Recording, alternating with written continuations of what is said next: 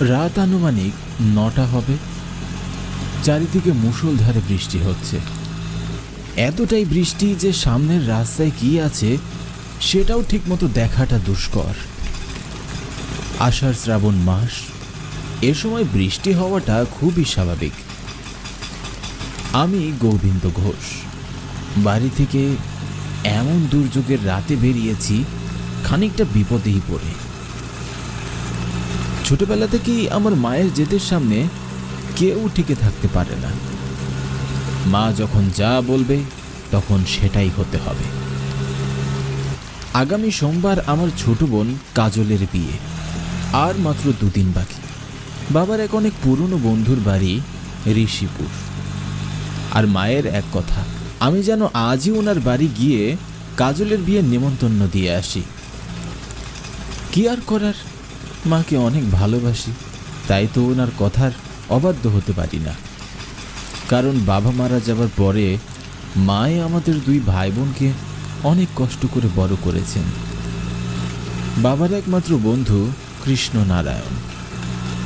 মায়ের মুখে শুনেছি বাবা মারা যাবার পরে উনি নাকি আমাদের অনেক সাহায্য করেছেন।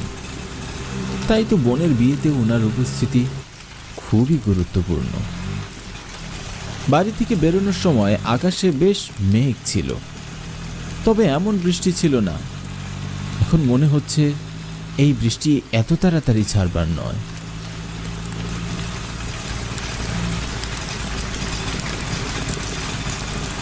আমি যখন এসব ভাবছিলাম, হঠাৎ গাড়ি চালক অনেক জোরে ব্রেক কষলেন।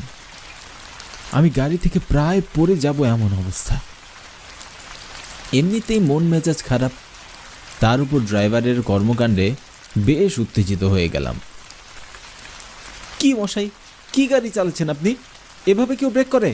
আরেকটু হলেই তো রাস্তায় পড়ে যেতাম। চেহারা দেখে বুঝতে পারলাম ড্রাইভারটি আমার ধমকে বেশ ভয় পেয়েছে।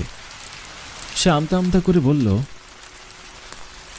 আগে মাফ করবেন দাদা, আমার না হঠাৎ একটা কথা মনে পড়ে গেল, তাই তো তাড়াতাড়ি করে ব্রেকটা মেরে গাড়ি থামালুম। মানে দাদা, আমি আর সামনে যেতে পারবো না, আপনি এখানেই নেমে পড়ুন। লোকটির কথা শুনে আমার মাথায় যেন বাজ ভেঙে পড়ল। রাগে মনে হচ্ছিল আমার মাথাটা ফেটে যাবে। অনেক কষ্টে নিজের রাগটা কন্ট্রোল করলাম আর বললাম, আপনি কি আমার সঙ্গে রসিকতা করছেন? ঋষিপুরের ভাড়া ঠিক করেই তো আপনার গাড়িতে উঠেছি, তখন তো কিছুই বললেন না। তাহলে এখন এই মাঝপথে রাস্তায় এসে কি হলো আপনার? আর তাছাড়া আমি রাতের বেলা এই শুনশান রাস্তায় গাড়ি পাবো কোথায়? দেখুন দাদা, আমি এত কিছু বুঝি না, দরকার হলে আমাকে কোনো ভাড়াই দিতে হবে না, তাও আপনি গাড়ি থেকে নেমে যান। হ্যাঁ শুনুন, আপনাকে বলি, যদি পারেন পায়ে হেঁটে চলে যান, কারণ এই রাস্তায় বৃষ্টির মধ্যে কোনো গাড়ি চলাচল করে না। কোনো গাড়ি চলাচল করে না কেন? আর গাড়ি চলুক বা না চলুক আমি এত কিছু জানি না, প্রয়োজন হলে আপনার ভাড়া আরও বাড়িয়ে দিচ্ছি, তবু আপনি নিয়ে চলুন। দাদা, আমি গরিব হতে পারি কিন্তু লোভী না, আমি আপনাকে সত্যি নিয়ে যেতাম যদি বৃষ্টি না আসতো। আমি শুনেছি ঋষিপুর রাস্তায় যদি বৃষ্টির মধ্যে কোনো গাড়ি চলে তাহলে তার সাথে অনেক খারাপ কিছু ঘটে। বেশিরভাগ সময়ই সড়ক দুর্ঘটনা ঘটে। আপনি আমাকে ক্ষমা করে দিন বাবু। লোকটিকে অনেক জোরাজোরি করলাম, টাকাও বেশি দিতে চাইলাম, কিন্তু লোকটি আমার প্রস্তাবে রাজিই হলো না। লোকটি বানিয়ে বানিয়ে কি সব বলে আমাকে বোকা বানিয়ে নামিয়ে গাড়ি নিয়ে চলে গেল। বৃষ্টির মধ্যে আমি এখন একা দাঁড়িয়ে।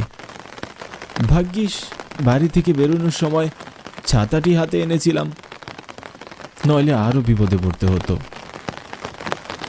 ছাতাটি মাথায় ধরে অন্ধকার শুনশান রাস্তার একপাশে দাঁড়িয়ে রইলাম গাড়ির অপেক্ষায়।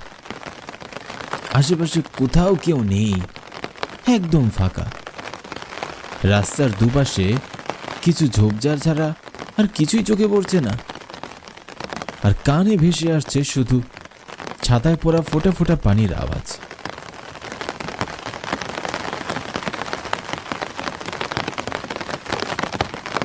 বেশ কিছুক্ষণ অপেক্ষা করার পর বৃষ্টির মধ্যে দেখতে পেলাম গাড়ির দুটো হেডলাইটের আলো। আমার মুখে যেন হাসি ফিরে এলো। আলো দেখে বুঝতে পারলাম এটি নিশ্চয়ই বাস হবে। কি মিথ্যেবাদী লোক রে বাবা, আমাকে বললো বৃষ্টির মধ্যে নাকি এ পথে কোনো গাড়িই চলে না। তাহলে বাসটি কেমন করে আসলো?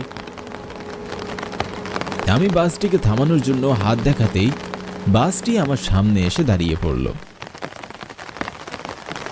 কোনো কিছু না ভেবেই উঠে বসে পড়ি।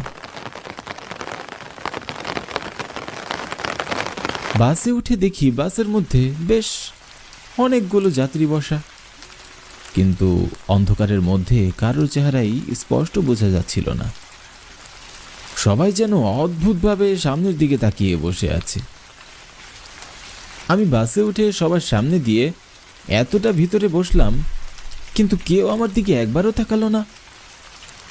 বিষয়টি বেশ অদ্ভুত। কিছুটা পথ যেতেই আমি কন্ডাক্টরকে ডাকলাম ভাড়া দেওয়ার জন্য। কন্ডাক্টর দাদা, শুনছেন? আমার কথা শুনে মধ্যবয়সী এক লোক আমার কাছে এসে বলল, জি বলুন। আমি নিশিপুর যাব, ভাড়া কত? আর বাসে কোনো আলো নেই কেন? দয়া করে লাইটগুলো জ্বালিয়ে দিন। এই বাসে কোনোদিন আলো জ্বলবে না, আর আপনাকে ভাড়াও দিতে হবে না। কথাটি বলে লোকটি খিলখিল করে হাসতে লাগলো।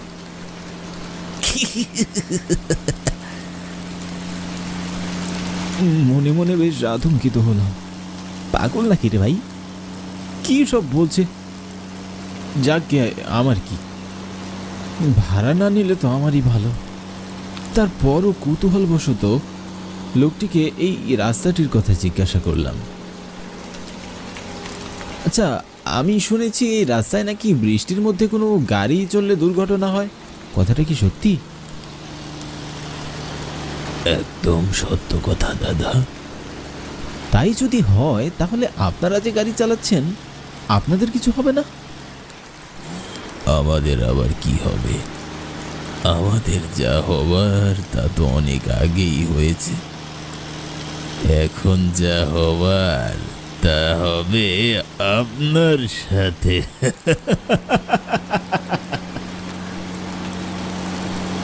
কন্ডাক্টরের হাসি দেখে বাসের সবাই হাসতে লাগলো। আমি ভালো করে তাকিয়ে দেখি সবার মুখগুলো একদম ফ্যাকাশে। দেখে মনে হচ্ছিল কারো শরীরে এক ফোঁটাও রক্ত যেন অবশিষ্ট নেই। আমি লোকটির কথার কোনো সঠিক মানে বুঝতে পারছিলাম না। হা করে তাকিয়ে সবার হাসি দেখছিলাম। আমি কি বাসটিতে উঠে কোনো বিপদ কাঁধে তুলে নিলাম? কি হচ্ছে আমার সাথে? এমন সব প্রশ্ন আমার ভিতরে ঘুরপাক খাচ্ছিল। মনটাকে যেন কিছুতেই শান্ত করতে পারছি না। হাসি থামিয়ে কন্ডাক্টর আমাকে উদ্দেশ্য করে বলল, আমরা কেউ বেঁচে নেই। আমরা এরকমই এক বাদল রাতে বিয়ের বরযাত্রী নিয়ে বাড়ি ফিরছিলাম। আমরা জানতাম না যে এই রাস্তায় বৃষ্টির রাতে গাড়ি চালিয়ে গেলে বিপদ হয়। আমরা মজা করতে করতে বাড়ি ফিরছিলাম। হঠাৎ আচমকা কোথা থেকে জানি আমাদের সামনে একটি পিকনিকের বাস চলে আসে। ড্রাইভার অ্যাক্সিডেন্ট থেকে বাঁচতে ব্রেক কষলে আমাদের বাসটি উল্টিয়ে যায়। তখনও আমার জ্ঞান ছিল। আমি দেখলাম আমার সামনে আর কোনো পিকনিকের বাস নেই, কিচ্ছু নেই। তখনই দেখলাম আমাদের সামনে কয়েকজন যুবক ছেলে দাঁড়িয়ে হাসছিল। এরপরে আমার প্রাণ আর আমার মাঝে রইল না। আমরা সবাই মারা পড়ি। এরপর থেকে আমাদের আত্মা এই রাস্তায় ঘুরে বেড়ায়। এই রাস্তায় যারা বিপদে পড়ে আমরা তাদের সাহায্য করি। আপনার ভাগ্য ভালো যে আপনি গাড়ি থেকে নেমেছিলেন আর আমাদের বাসের সামনে পড়েছেন। যদি তাদের বাসের সামনে পড়তেন তাহলে প্রাণ নিয়ে আর বাড়ি ফিরতে হতো না। তাদের মানে? তারা কারা? কলেজের পিকনিকের একটি বাস পিকনিক শেষ করে রাতে বাড়ির পথে ফিরছিল তারা। পথে বৃষ্টি শুরু হয়। এতটাই বৃষ্টি যে সামনে কিছুই দেখা যাচ্ছিল না। ড্রাইভারের পরেও জোর গতিতে গাড়ি চালাচ্ছিলেন। পথে মালবাহী একটি ট্রাকের সাথে তাদের দুর্ঘটনা ঘটে। বৃষ্টির মধ্যে রাতের বেলা কোনো মানুষ না থাকায় সাহায্যের অভাবে তারা মারা পড়ে। এরপর থেকে রাতে বৃষ্টির মাঝে যারা এই পথে আসে তাদের সবাইকে তারা মেরে ফেলে। এবার আপনি গাড়ি থেকে নেমে পড়ুন, তবে মনে রাখবেন এ পথে আর কোনো দিন আসবেন না। এরপরে হঠাৎ করেই আমি দেখলাম আমি রাস্তার পাশে দাঁড়িয়ে আছি। কোথাও কোনো বাস বা কোনো গাড়ির চিহ্ন পর্যন্ত নেই। আমি আমার গন্তব্যের দিকে রওনা দিলাম। তবে আমি কখনো ভাবিনি আজ রাতটা আমার জন্য এমন ভয়ঙ্কর হবে। ঋষিপুর গ্রামের কাজ ছেড়ে পরের দিন সকালে বাড়ি ফিরি আর মনে মনে প্রতিজ্ঞা করি এমন পথে আর কোনোদিন পা বাড়াবো না।